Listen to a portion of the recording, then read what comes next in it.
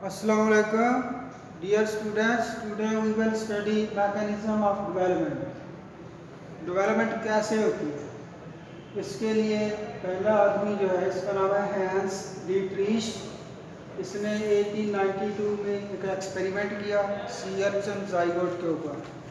सीयरचन का जाइगोट जो है जब डिवाइड करके दो सेल बने तो इसने उनको सेपरेट कर दिया हला हला के, और फिर हर एक सेल जो है ये एक एम्ब्रियो के तौर पे उसने काम किया और इससे भी पूरा जानदार बन गया जैसे जाइगोट से बनना था और इस सेल से भी बन गया।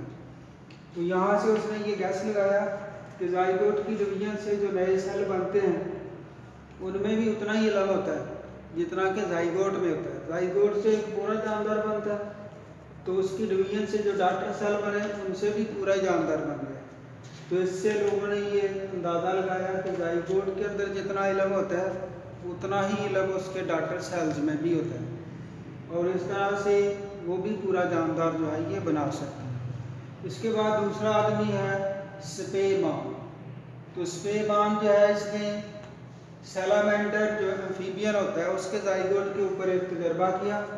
उसके जाइगोट को इसने दरमियान से इस तरह से बांध दिया और ये जो आपको यहाँ नीले रंग का हिस्सा नज़र आ रहा है इसको कहते हैं ग्रे क्रेसेंट। ये उस वक्त पैदा होता है जब एग की फर्टिलाइजेशन होती है, तो इसमें कोई पिगमेंट वगैरह नहीं होते, तो इसका कलर जो है ये ग्रे लगता है और ये चाँद की तरह का नज़र आता है, इसलिए इसको कहते हैं ग्रे क्रेसेंट। अब सेंटर से जाइगोट को इस तरह से बांधा कि ग्रे क्रेसेंट दोनों साइडों पे आपको नज़र आता है, लेकिन न्यूक्लियस सिर्फ एक सेल में नज़र आता है, दूसरे हिस्से में न्यूक्लियस नहीं है। अब आप देख रहे हैं कि यहाँ से ये जो न्यूक्लियस वाला हिस्सा है ये तो डिवाइड कर रहा है और जिसमें न्यूक्लियस नहीं है वो हिस्सा जो है वो डिवाइड नहीं कर रहा। तो इससे ये अंदाज़ा हुआ लोगों को कि सेल डिवीजन के लिए न्यूक्लियस का होना जो है ये ज़रूरी है।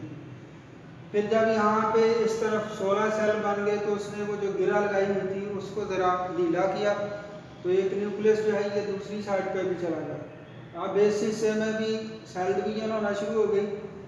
तो यहाँ पे क्योंकि पहले हुई थी तो इससे भी पूरा एम्ब्रियो जो है ये जो लार्वा जो है ये बन गया और दूसरे हिस्से में भी पूरा लार्वा जो है ये बन गया। इसके बाद इसने एक और तजर्बा किया कि जाइगोट को इस तरह से बांधा कि न्यूक्लियस एक तरफ था और दूसरे हिस्से में ग्रे क्रेसेंट था, न्यूक्लियस वाले हिस्से में ग्रे क्रेसेंट साइटोप्लाज्म जो है वो नहीं था। अब न्यूक्लियस वाले हिस्से में डिवीजन शुरू हो गई और बगैर न्यूक्लियस वाला जो हिस्सा वो डिवाइड नहीं करा।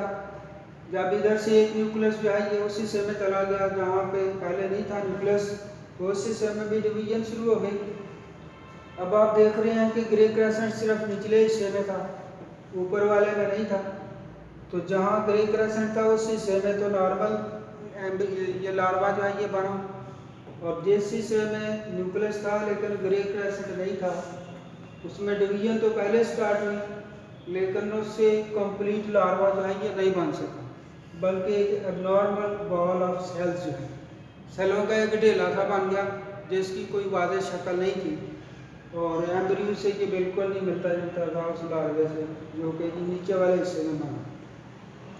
तो इन एक्सपेरिमेंट से लोगों ने ये गैस लगाया कि जब जाइगोट की डिवीजन होती है और उससे डॉटर सेल्स बनते हैं, फिर उनकी डिवीजन होती है, फिर उनकी डिवीजन होती है, इस तरह से बार बार डिवीजन से जो नए सेल बनते हैं उनमें से हर एक सेल के अंदर उतना ही जेनेटिक मटीरियल होता है, जीन्स होते हैं, इंफॉर्मेशन होती है जितना कि जाइगोट के अंदर होता है। लेकिन फिर हर दफ़ा पूरा लार्वा जो है वो क्यों नहीं बना, इसकी वजह यह है कि साइटोप्लाज्म जो है उसके जो मुख्तलिफ हिस्से हैं, जैसे यहाँ पे ग्रे क्रेसेंट आप देख रहे हैं, तो इसके अंदर भी कोई ऐसा मटेरियल है जो डेवलपमेंट के लिए ज़रूरी है।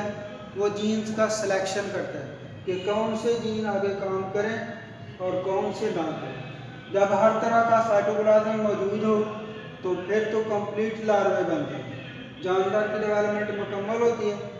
अगर कुछ किस्म का साइटोप्लाज्म जो है वो ना हो तो फिर पूरी डेवलपमेंट नहीं होती है। नॉर्मल बॉल ऑफ सेल्स तो बन सकता है लेकिन कंप्लीट लार्वा जो है वो नहीं बन सकता। तो काजेज ऑफ डिफरेंशिएशन, यानी जब सेल डिवीजन होती है जाइगोट में, तो फिर उससे जो डॉटर सेल बनते हैं उनमें अगर एक जैसा ही जेनेटिक मटेरियल है तो फिर हर एक जो जिस्म का हिस्सा है वो एक जैसा ही क्यों नहीं बनता, उसमें क्यों फ़र्क आ जाता है। स्किन सेल और तरह का होता है, लिवर सेल और तरह का है, किडनी का सेल और तरह का, उनका फंक्शन भी डिफरेंट है, अगरचे उनमें न्यूक्लियर इन्फॉर्मेशन एक जैसी है। तो ये फ़र्क क्यों आ गया, इसकी वजह जो है वो लोग बताते हैं कि जब जाइगोट की डिवीजन होती है तो उसके साइटोप्लाज्म के मुख्तलिफ हिस्से जो हैं वो मुख्तलिफ सेलों में जाते हैं और फिर वो मुख्तलिफ जीन्स को ऑन ऑफ करने का काम करते हैं, और जिस सेल में जो जीन ऑन होते हैं वो फिर उसी तरह का काम करने के काबिल हो जाता है। जो जीन उसके अंदर ऑन नहीं होते तो वो काम फिर वो सेल जो है वो नहीं कर सकता। इस तरह से सेलों में फ़र्क आ जाता है। दूसरी वजह यह है इंडक्शन। इंडक्शन का मतलब है इन्फ्लुएंस ऑफ नेबरिंग सेल्स।